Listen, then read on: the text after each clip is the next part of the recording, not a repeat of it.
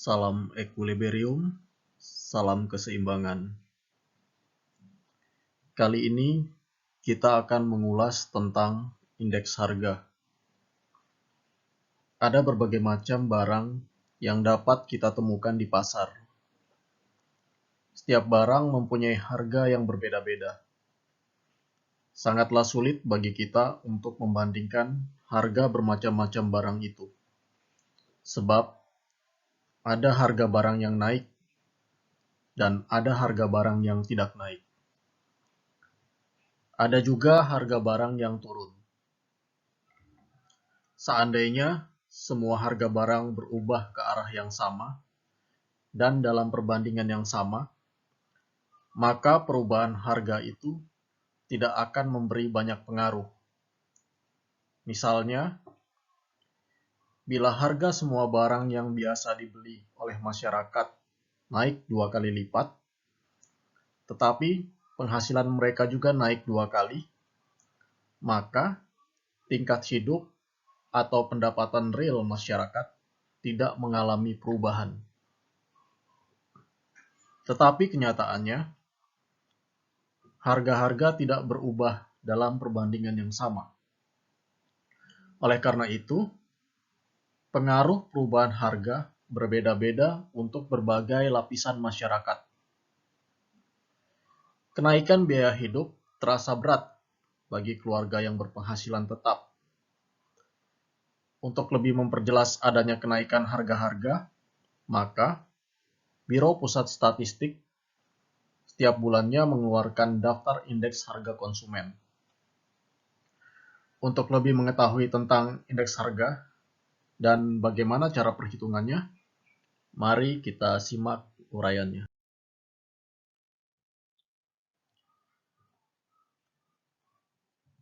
Pengertian indeks harga bisa kita lihat pada layar monitor.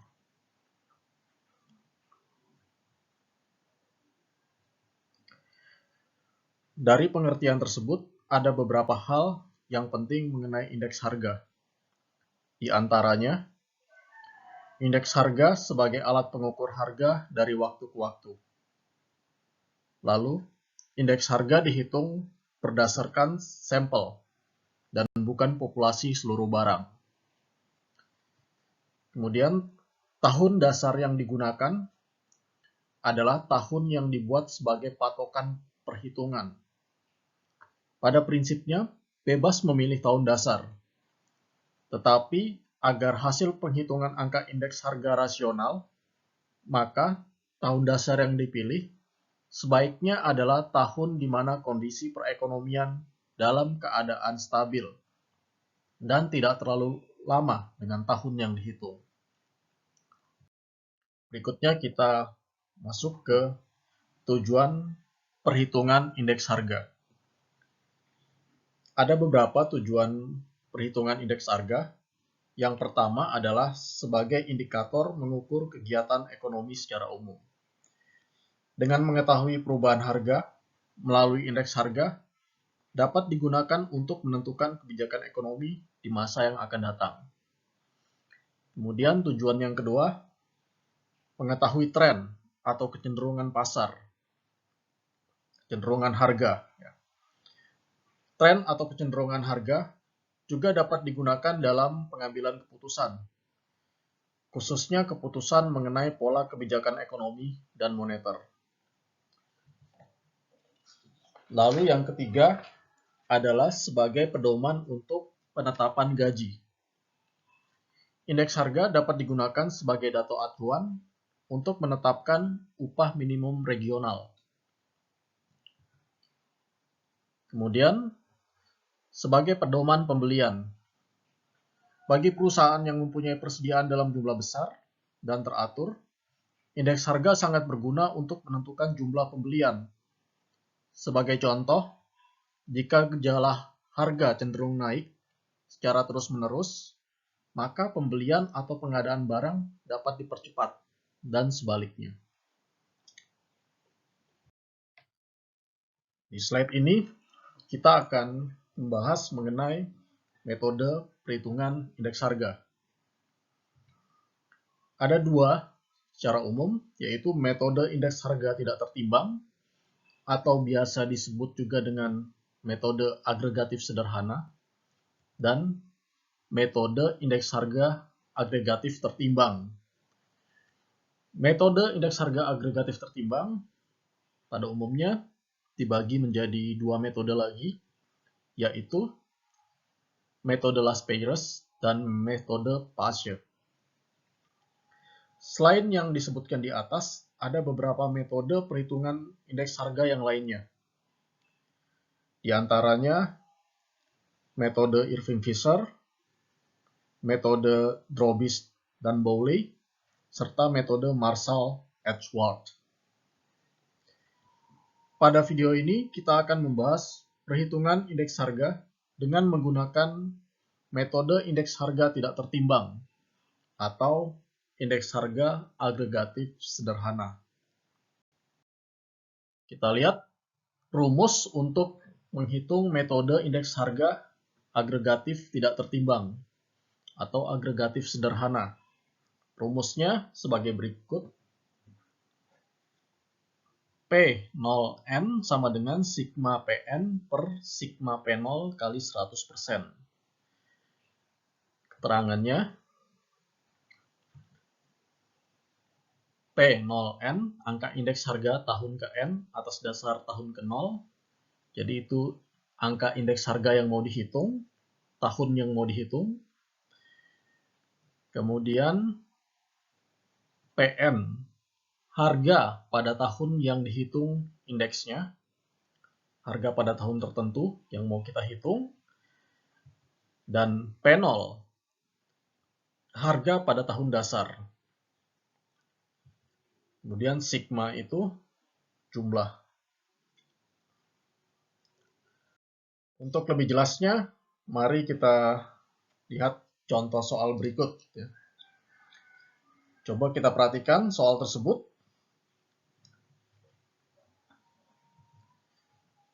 Berdasarkan data tersebut, hitunglah indeks harga tahun 2021 atas dasar tahun 2020 dengan menggunakan indeks agregatif sederhana atau indeks harga tidak tertimbang. Bagaimana cara perhitungannya? Berikut uraiannya.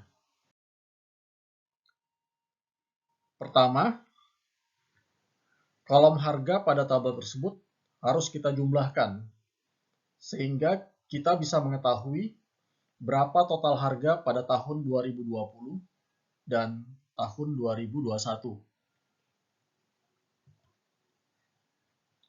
Dari penjumlahan tersebut, diperoleh total harga pada tahun 2020 sebesar 68.100 dan total harga pada tahun 2021 sebesar 83.200.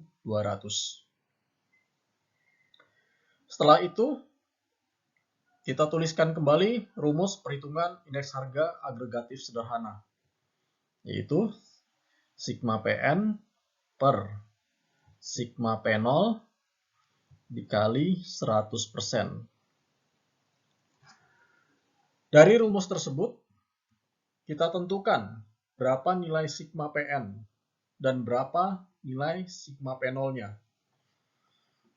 Kita ketahui dari penjelasan tentang rumus indeks harga agregatif sederhana pada slide sebelumnya, bahwa sigma PN adalah jumlah harga pada tahun yang dihitung. Sesuai dengan soal di atas, tahun yang dihitung adalah tahun 2021. Maka total harganya atau sigma PN adalah sebesar 83.200. Dan tahun dasarnya atau sigma P0 adalah tahun 2020 dengan total harga sebesar 68.100. Kita masukkan nilai sigma PN sebesar 83.200 dan nilai sigma P0 sebesar 68.100 ke dalam rumus, sehingga diperoleh hasil perhitungan sebesar 122,17%.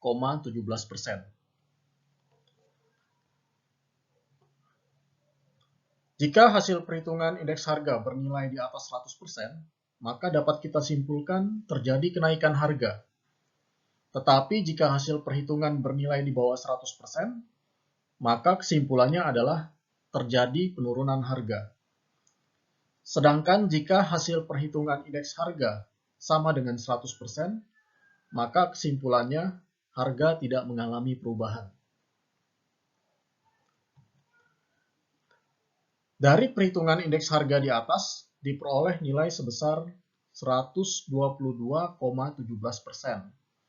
Artinya, ada kenaikan harga sebesar 22,17%. Diperoleh dari 122,17% hasil perhitungan indeks harga yang tadi dikurangi dengan 100%. Ya, jadi 22,17% itu kenaikannya diperoleh dari pengurangan 122,17% kurang 100. Oke, jadi ini jawabannya. Demikian penjelasan mengenai indeks harga. Semoga video ini bermanfaat. Terima kasih atas perhatiannya. Salam equilibrium dan salam keseimbangan.